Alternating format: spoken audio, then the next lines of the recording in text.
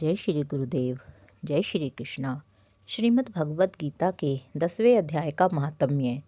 भगवान शिव कहते हैं, सुंदरी, अब तुम दशम अध्याय के महात्म्य की परम पावन कथा सुनो, जो स्वर्ग रूपी दुर्ग में जाने के लिए सुंदर सोपान और प्रभाव की चरम सीमा है।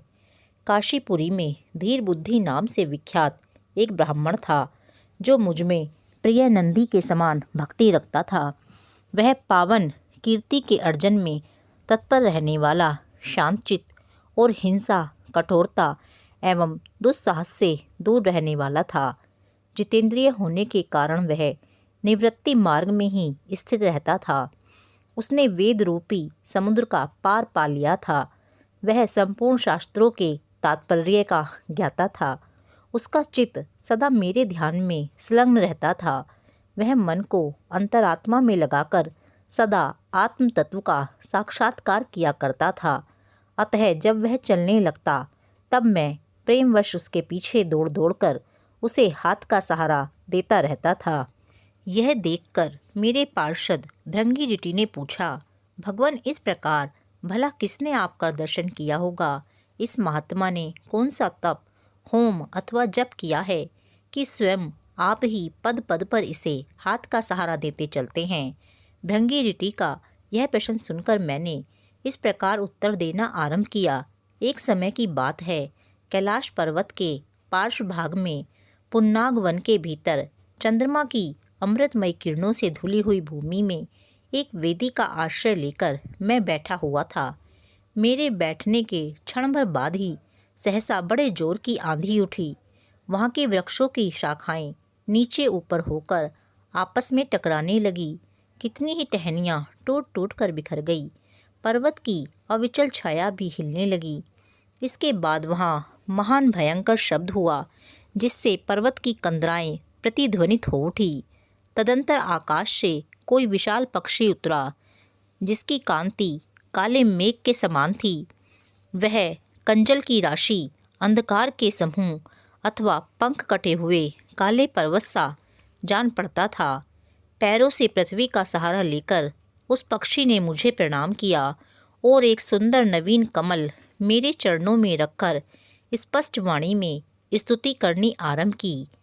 पक्षी बोला, हे देव, आपकी जय हो। आप चिदानंदमयी सुधा के सागर तथा जगत के पालक हैं। सदा सद्भावना से युक्त एवं अनासक्ति की लहरों से उल्लसित हैं। आपके वैभव का कहीं अंत नहीं है। आपकी जय हो। अद्वैत वासना से परिपूर्ण बुद्धि के द्वारा आप त्रिविध मलों से रहित हैं। आप जितेंद्रिय भक्तों के अधीन रहते हैं तथा ध्यान में आपके स्वरूप का साक्षात्कार होता है। आप अविद्यामय, उपाधि से रहित, नित्य मुक्त, निराकार, निरामय, असीम, अहंकार शून्य, आवरण रहित और निर्गुण हैं। आपके चरण कमल शरणागत भक्तों की रक्षा करने में प्रवीण हैं। अपने भयंकर ललाट रूपी महासर्प की विष ज्वाला से आपने कामदेव को भस्म किया है। आपकी जय हो। आप प्रत्यक्ष आदि प्रमाणों से दूर होते हुए भी प्रमाण्य स्वरूप हैं। आपको बार बार नमस्कार है। चैतन्य के स्वामी तथा त्रिभुवन रूपधारी, आपको प्रणाम है। मैं श्रेष्ठ योगियों द्वारा चुंबित आपके उन चरण कमलों की वंदना करता हूँ, जो अपार भव पाप के समुद्र से पार उतारने में अद्भुत शक्तिशाली हैं। महादेव साक्षात बृहस्पति भी आपकी स्तुति करने की धृष्टता नहीं कर सकते। सहस्त्र मुखों वाले नागराज शेष में भी इतनी चातुरी नहीं है कि वे आपके गुणों का वर्णन कर सकें। फिर मेरे जैसे छोटी बुद्धि वाले पक्षी की तो बिसात ही क्या है। उस पक्षी के द्वारा किए हुए इस स्तोत्र को सुनकर मैंने उससे पूछा, विहंगम, तुम कौन हो और कहाँ से आए हो? तुम्हारी आकृति तो हंस जैसी है, मगर रंग कोए का मिला है। तुम जिस प्रयोजन को लेकर यहाँ आए हो, उसे बताओ।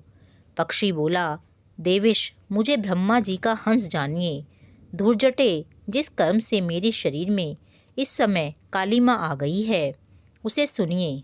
प्रभु, यद्यपि आप सर्वज्ञ हैं, तथापि यदि आप पूछते हैं तो बतलाता हूँ। सौराष्ट्र नगर के पास एक सुंदर सरोवर है जिसमें कमल लहलहाते रहते हैं। उसी में से बाल चंद्रमा के टुकड़े जैसे श्वेत मृणालों के ग्रास लेकर मैं बड़ी तीव्र गति से आकाश में उड़ रहा था। उड़ते उड़ते सहसा वहाँ से पृथ्वी पर गिर पड़ा। जब होश में आया और अपने गिरने का कोई कारण न देख सका तो मन ही मन सोचने लगा, अहो यह मुझ पर क्या आ पड़ा, आज मेरा पतन कैसे हो गया। पके हुए कपूर के समान मेरे श्वेत शरीर में यह कालिमा कैसे आ गई।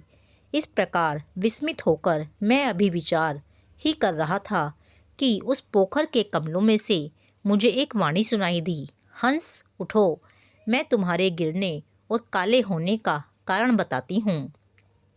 तब मैं उठकर सरोवर के बीच में गया और वहाँ 5 कमलों से युक्त एक सुंदर कमलनी को देखा। उसको प्रणाम करके मैंने प्रदक्षिणा की और अपने पतन का सारा कारण पूछा। कमलनी बोली, कल हंस तुम आकाश मार्ग से मुझे लांघ कर गए हो, उसी पातक के परिणामवश तुम्हें पृथ्वी पर गिरना पड़ा है तथा उसी के कारण तुम्हारे शरीर में कालिमा दिखाई देती है। तुम्हें गिरा देख मेरे हृदय में दया भर आई और जब मैं इस मध्यम कमल के द्वारा बोलने लगी हूँ उस समय मेरे मुख से निकली हुई सुगंध को सूंघकर 60,000 भंवरे स्वर्गलोक को प्राप्त हो गए हैं। पक्षीराज, जिस कारण मुझ में इतना वैभव, ऐसा प्रभाव आया है उसे बतलाती हूँ, सुनो। इस जन्म से पहले तीसरे जन्म में मैं इस पृथ्वी पर एक ब्राह्मण की कन्या के रूप में उत्पन्न हुई थी।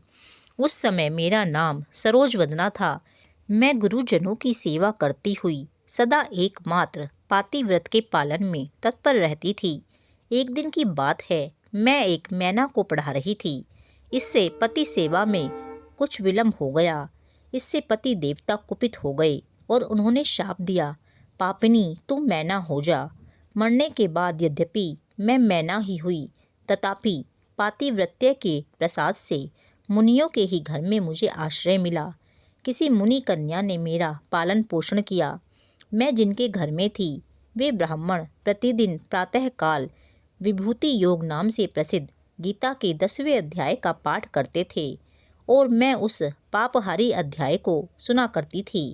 विहंगम काल आने पर मैं मैना का शरीर छोड़कर 10वें अध्याय के महात्म्य से स्वर्गलोक में अप्सरा हुई। मेरा नाम पद्मावती हुआ और मैं पद्मा की प्यारी सखी हो गई। एक दिन मैं विमान से आकाश में विचर रही थी।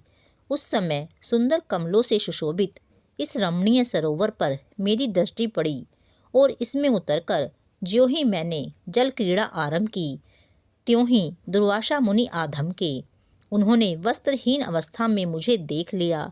उनके भय से मैंने स्वयं ही एक कमलनी का रूप धारण कर लिया।